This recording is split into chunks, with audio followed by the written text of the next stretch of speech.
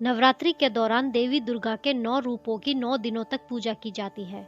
नवरात्रि शब्द 9 संख्या से बना है, जो कि एक रहस्यात्मक बोध कराता है।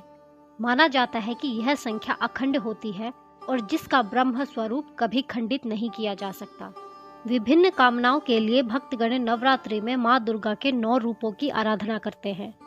चलिए आपको बताते हैं माता के 9 रूपों के बारे में। नवरात्रि के प्रथम दिन माँ शैलपुत्री का पूजन किया जाता है। पर्वतराज हिमालय के घर देवी ने पुत्री के रूप में जन्म लिया और इसी कारण इनका नाम शैलपुत्री पड़ा। प्रकृति का प्रतीक माँ शैलपुत्री जीवन के प्रत्येक क्षेत्र में सफलता का सर्वोच्च शिखर प्रदान करती है। शैलपुत्री के दाएं हाथ में त्रिशूल और बाएं हाथ में कमल का फूल रहता है और इनका वाहन वृषभ यानी कि बैल है। माँ के इस रूप को लाल और सफेद रंग की वस्तुएं बहुत पसंद है। माँ शैलपुत्री का पूजन घर के सभी सदस्यों के रोगों को दूर करता है एवं घर से दरिद्रता को मिटाकर संपन्नता लाता है। नवरात्रि के दूसरे दिन देवी ब्रह्मचारिणी की पूजा की जाती है। नारद मुनि के कहने पर इन देवी ने शिव जी को पति रूप में पाने के लिए कठोर तपस्या की थी और उन्हें ब्रह्म ज्ञान प्राप्त हुआ था, इसीलिए इनका नाम ब्रह्मचारिणी पड़ा। जो भक्त ब्रह्मचारिणी स्वरूप की पूजा करते हैं उनको असीमित व अनंत शक्तियों का वरदान प्राप्त होता है। माँ ब्रह्मचारिणी के एक हाथ में कमंडल और दूसरे हाथ में जप की माला रहती है। देवी दुर्गा का यह स्वरूप हमें संघर्ष से विचलित हुए बिना सन्मार्ग पर चलने की प्रेरणा देता है। माँ ब्रह्मचारिणी को कमल और गुड़हल के पुष्प अर्पित करने चाहिए तथा चीनी, मिश्री और पंचामृत का भोग लगाना चाहिए। इससे देवी प्रसन्न होकर हमें दीर्घ आयु और सौभाग्य प्रदान करती है। नवरात्रि के तीसरे दिन माँ चंद्र घंटा का पूजन किया जाता है, जिनके मस्तक पर घंटे के आकार का अर्धचंद्र होता है। माँ चंद्र घंटा के 10 हाथ हैं, जिनमें कमल का फूल, कमंडल, त्रिशूल, गदा, तलवार, धनुष और बाण है। एक हाथ आशीर्वाद तो दूसरा हाथ अभय मुद्रा में रहता है। शेष बचा एक हाथ वे अपने हृदय पर रखती हैं। माता का यह प्रतीक रत्न जड़ित आभूषणों से सुशोभित है और गले में सफेद फूल की माला सुशोभित है। इन देवी का वाहन बाघ है। माता का घंटा असुरों को भय प्रदान कराने वाला होता है और वहीं इसे भक्त को सांसारिक कष्टों से मुक्ति मिलती है। माता का यह स्वरूप हमारे मन को नियंत्रित रखता है।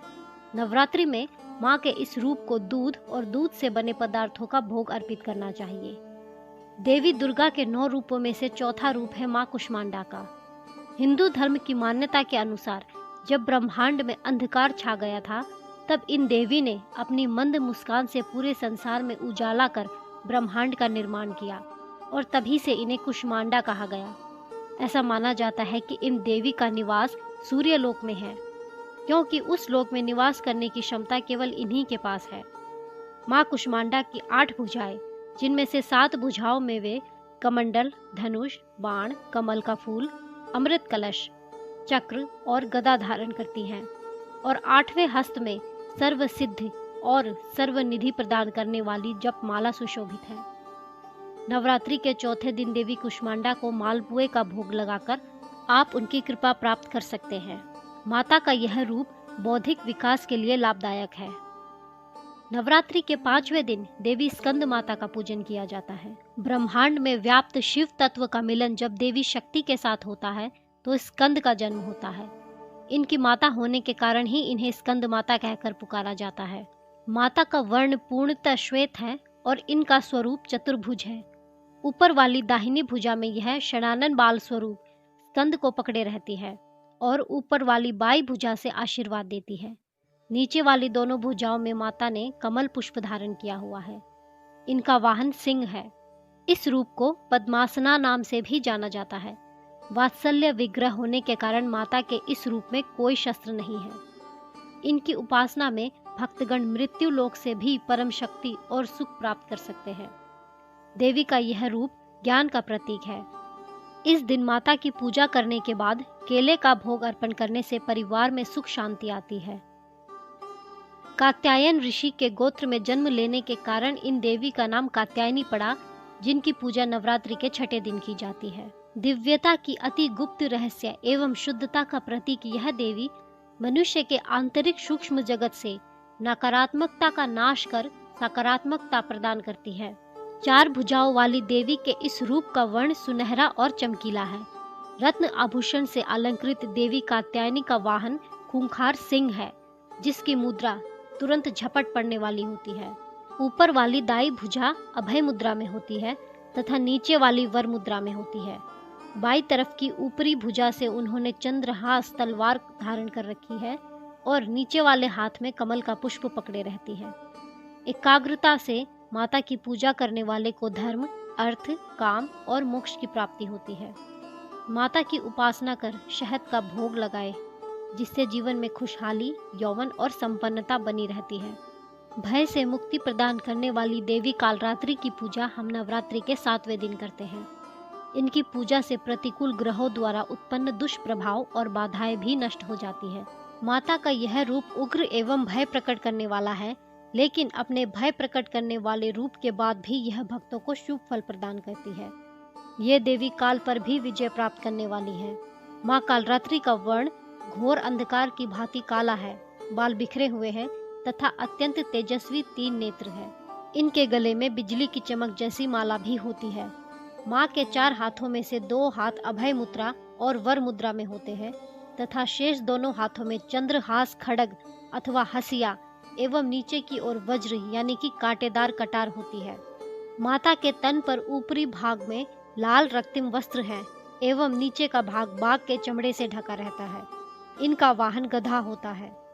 7वें दिन देवी के इस रूप को गुड़ अर्पित करने से बाधाओं से मुक्ति मिलती है। नवरात्रि के 8वें दिन माँ महागौरी का पूजन किया जाता है।